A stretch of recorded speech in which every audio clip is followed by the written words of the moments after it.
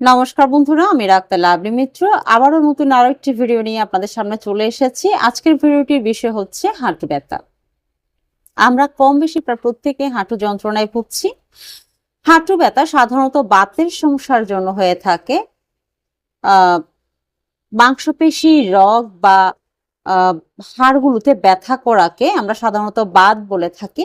বাত কিন্তু আহ বংশগত কারণেও হতে পারে, আবার আহ আপনার শরীরের ক্যালসিয়াম বা ভিটামিন ডি বা সির অভাবের কারণেও এই হাঁটু ব্যথা হতে পারে। আজকে আমরা এই হাঁটু ব্যথা থেকে কিভাবে নিরাময় পেতে পারি এই বিষয়ে আলোচনা করব। কেন এই হাঁটু ব্যথা আমাদের দিন দিন বাড়ছে, এই হাঁটু ব্যথা আমরা কিভাবে কমাতে পারি এবং কোন কোন হোমিওপ্যাথিক মেডিসিন সেবনের মাধ্যমে আমরা এই হাঁটু ব্যথা কমিয়ে ফেলবো বা উপশম পাবো, এই বিষয়ে আপনাদের সাথে আলোচনা করব। আমাদের সাধারণত কয়েকটি কারণে কিন্তু হাঁটু ব্যথা সবচেয়ে বেশি ভুগতে হয়। যেমন অনেকে আছে ওজন নিয়ন্ত্রণ করে না, প্রয়োজনের অতিরিক্ত ওজন বাড়িয়ে ফেলে। আপনি খেয়াল করবেন ওজন কিন্তু বাড়ে সবচেয়ে বেশি কিন্তু কোমরের সাইডে। ছেলে হোক বা মেয়ে হোক, তাদের ভুঁড়িটাই বেড়ে যায়, আগে ফ্যাট জমে যায় সবচেয়ে বেশি। এই ওজনটা যদি নিয়ন্ত্রণ করতে পারেন তাহলে আপনার ব্যথার উপশমটা অনেকটা কম হবে, কারণ আপনার পুরো ওজনটা এই হাঁটুর উপরেই কিন্তু প্রেসারটা পড়ছে। ওজন নিয়ন্ত্রণ করা সবচেয়ে প্রাথমিক যে আপনাকে চিন্তা করতে হবে সেটি হচ্ছে ওজন নিয়ন্ত্রণে রাখা। পরবর্তী যে বিষয় সেটি হচ্ছে প্রয়োজনের বেশি দৌড়াদৌড়ি, হাঁটাচলা না করা। একটা বয়স থাকে, যে বয়সে আমাদের প্রচুর পরিমাণে এনার্জি থাকে, তখন আমরা দৌড়াদৌড়ি করি বা অতিরিক্ত পরিমাণে পরিশ্রম করি, এটা আমাদের শরীরের জন্য কোনো ক্ষতি হয় না। কিন্তু একটা পর্যায়ে দেখা যায় যখন 30 বা 40-এর পরে গিয়ে দেখা যায় আমরা ওই পরিমাণে আর এনার্জিটা পাই না। তখন শরীরে মৃত কোষের বৃদ্ধিটা সবচেয়ে বেশি হয় জীবিত কোষের তুলনায়। তার কারণে কিন্তু সবসময় শরীর দুর্বল থাকে এবং ভিটামিন ডি বলেন, ভিটামিন সি বলেন, এই ক্যালসিয়াম বলেন, এগুলোর ঘাটতি সবচেয়ে বেশি থাকে। তো আমাদের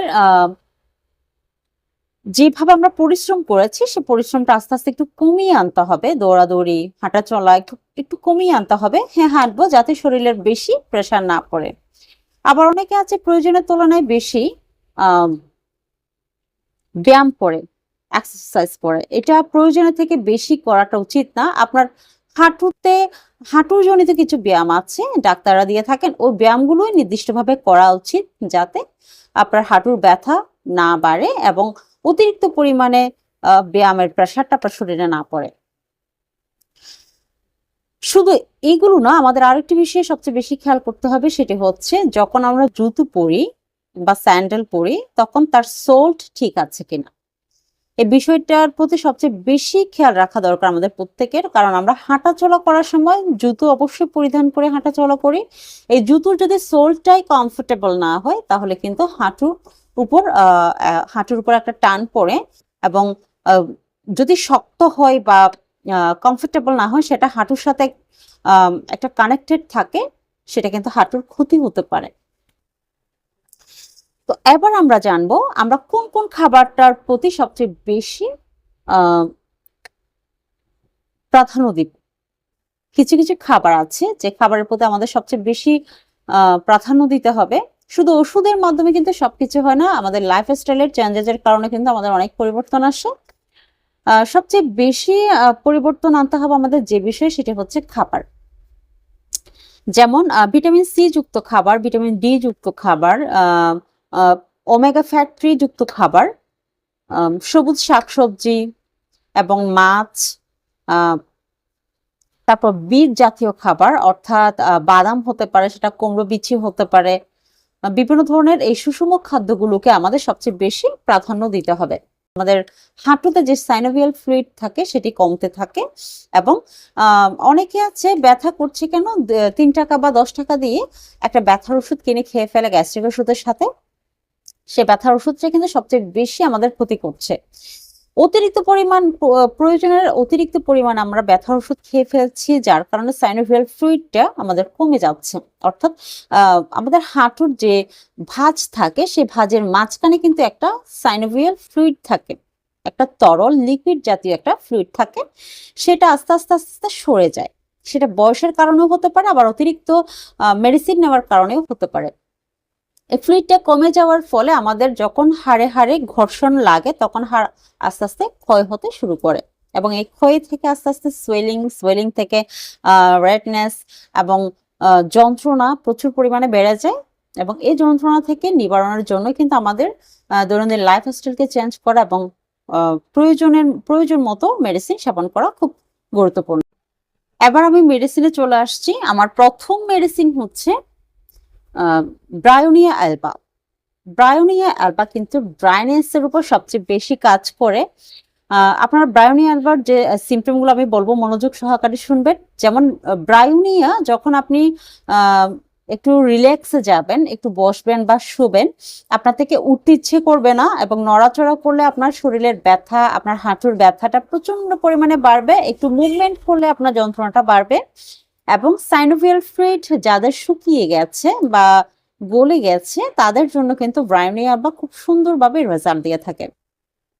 ব্রায়োনিয়া অ্যালবার কিছু সাধারণ সিমটম হচ্ছে যেমন হাঁটুর বাত, গাঁট ফুলা বা গরম অনুভব করা, হাঁটুর উপরে যখন হাত দিবেন একটা গরম ভাব বের হবে, এবং ভিতরে সূচ ফুটালে যেরকম ব্যথা হয় সেরকম একটা ব্যথা সৃষ্টি হবে, এবং নড়াচড়ায় যে কোনো ব্যথা বাড়বে, অর্থাৎ সেটা হাঁটুর ব্যথা হোক বা শরীরের অন্যান্য অর্গানের ব্যথা হোক, আপনি কোনোভাবে মুভমেন্ট করতে চাইবেন না, আপনার ব্যথা প্রচন্ড পরিমাণে বাড়বে। সেক্ষেত্রে কিন্তু ব্রায়োনিয়া অ্যালবা খুব সুন্দর রেজাল্ট দিয়ে থাকে।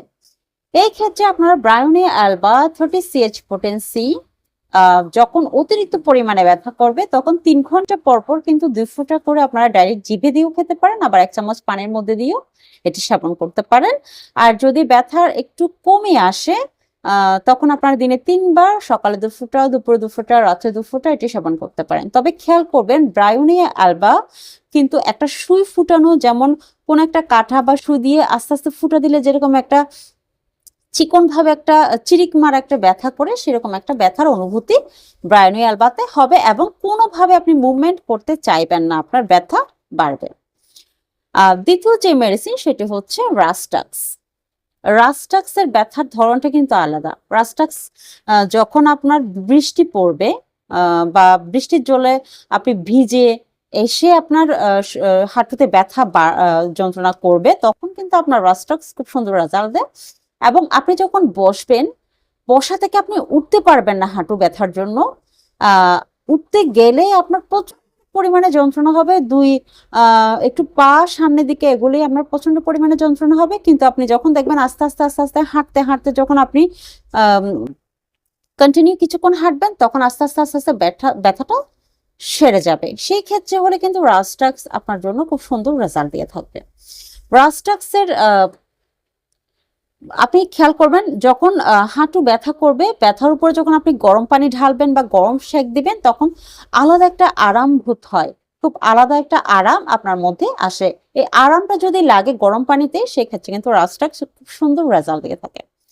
এই ক্ষেত্রে রাস্টাক্স 3 ঘন্টা পর পর আপনারা 2 ফোঁটা করে ডাইরেক্টও সেবন করতে পারেন, আবার 1 চামচ পানির মধ্যে দিয়েও সেবন করতে পারেন। তবে খেয়াল করবেন যখন ব্যথাটা আগের তুলনায় কমে যাবে তখন দিনে 3 বার এটি সেবন করবেন। মিনিমাম 1 মাস পর্যন্ত এটি সেবন করতে পারেন, কোনো সাইড এফেক্ট নাই। তৃতীয় যে মেডিসিন সেটি হচ্ছে ডালকামড়া। ডালকামড়া বিশেষ করে সিজনাল যাদের ব্যথা হয়, অর্থাৎ গরম ছেড়ে ঠান্ডার সিজন আসছে, সেক্ষেত্রে আপনার ব্যথাটা বাড়ছে, বা ঠান্ডা গিয়ে বর্ষার সিজন আসছে সেক্ষেত্রে আপনার ব্যথাটা বাড়ছে, এরকম সিজনাল যে ব্যথা সৃষ্টি হয় হাঁটুতে, সেক্ষেত্রে কিন্তু ডালকামড়া খুব সুন্দর রেজাল্ট দিয়ে থাকে। এই ক্ষেত্রে আপনারা 30 CH পোটেন্সি 3 ঘন্টা পর পর সেবন করবেন।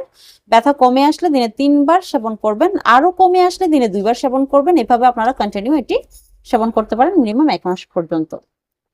হাঁটু ব্যথার জন্য হাঁটুতে আঘাত লাগার কারণে যে হাঁটু ব্যথা হয়, আগে আপনার বাত ছিল, বাতের সমস্যার জন্য ব্যথা ছিল, পরে দেখছেন আপনি ওখানে আঘাতও পেয়েছেন, যার কারণে আপনার ব্যথাটা আরো বেড়ে গেছে। সেই ক্ষেত্রে আপনারা খেয়াল করবেন সিঁড়িতে উঠানামা করতে কষ্ট হচ্ছে, বা কমেটে সঠিকভাবে বসতে পারছে না, কষ্ট হচ্ছে, এবং কোনো ওজন কোনো জিনিস কোনো ভারী কোনো জিনিস উত্তোলন করতে পারছেন না, প্রচন্ড পরিমাণে ব্যথা যন্ত্রণায় ভুগছেন, সেই ক্ষেত্রে আপনারা কিন্তু দুটি মেডিসিনকে সবচেয়ে বেশি প্রাধান্য দিতে পারেন।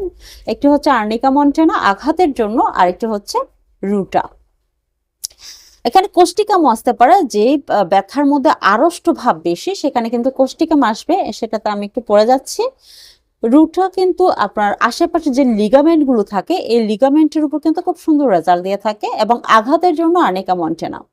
আপনি যদি আর্নিকা মন্টেনা 36 পোটেন্সি নেন, রুটা 36 পোটেন্সি নেবেন এবং এটিকে পর্যায়ক্রমে আপনারা সেবন করবেন। যেমন সকাল বিকাল যদি আপনি আর্নিকা মন্টেনা সেবন করেন 2 ফোঁটা করে, দুপুর ও রাত্রে আপনি রুটা প্রয়োগ করবেন, দেখবেন খুব সুন্দর রেজাল্ট পাবেন। অথবা আপনারা এটা করতে পারেন যে সপ্তাহে আপনি 2 দিন যদি আর্নিকা মন্টেনা প্রয়োগ করেন, দিনে 3 বার করে, আবার 2 দিন আপনি আর্নিকা মন্টেনা বন্ধ রেখে রুটা 30 পোটেন্সি দিনে 3 বার করে 2 ফোঁটা করে আপনারা এটি প্রয়োগ করতে পারেন। এইভাবে দেখবেন পর্যায়ক্রমে যখন সপ্তাহ 2 সপ্তাহ আপনি প্রয়োগ করবেন, আপনার অনেক সুন্দরভাবে এই সমস্যা থেকে সলিউশন পাবেন, আলাদা একটা আরাম বোধ আপনার মধ্যে আসবে। এবার সর্বশেষ যে মেডিসিন সেটি হচ্ছে কোষ্টিকাম। যাদের আড়ষ্ট ভাবটা বেশি, ব্যথার সাথে সাথে যারা অনেককে দেখা যায় কমেটে বসতে পারে না, নিচে বসতে পারে না, কমেটে বসতে পারে না, সিঁড়ি দিয়ে উঠানামা করতে যাদের কষ্ট হয় এবং পা ভাঁজ করতে পারে না, একটা আড়ষ্ট ভাব চলে আসে, তাদের জন্য কিন্তু কোষ্টিকাম খুব সুন্দর রেজাল্ট দিয়ে থাকে। কোষ্টিকাম 30 পোটেন্সি আপনি দিনে 3 বার প্রয়োগ করবেন, সকালে 2 ফোঁটা, দুপুরে 2 ফোঁটা, রাত্রে 2 ফোঁটা, এভাবে প্রয়োগ করবেন। দেখবেন আস্তে আস্তে যখন 10-15 দিন আপনি একটানা প্রয়োগ করবেন, আস্তে আস্তে এটি সেরে যাবে এবং পরে আপনার এটি 2 বারে নিয়ে আসবেন। এরপরে যদি পোটেন্সি চেঞ্জ করতে হয় আপনি অবশ্যই ডাক্তারের পরামর্শ নিয়ে পোটেন্সিটা চেঞ্জ করবেন। তো বন্ধুরা, আজকে যে কয়েকটি মেডিসিন বলেছি আমি হাঁটু ব্যথার জন্য, এই মেডিসিন গুলো আপনারা সিমটমের উপর ডিপেন্ড করে সঠিকভাবে যদি প্রয়োগ করতে জানেন, তাহলে খুব অল্প সময়ের মধ্যে আপনারা এই হাঁটু যন্ত্রণা থেকে মুক্তি পাবেন। আজকের মতো আমি এখানেই বিদায় নিচ্ছি। এই ধরনের নিত্য নতুন ভিডিও পেতে চ্যানেলটিকে অবশ্যই সাবস্ক্রাইব করবেন এবং পাশে থাকা বেল আইকনটি চাপবেন, যাতে আমি আরো নিত্য নতুন ভিডিও আপনাদের কাছে পৌঁছে দিতে পারি। নমস্কার।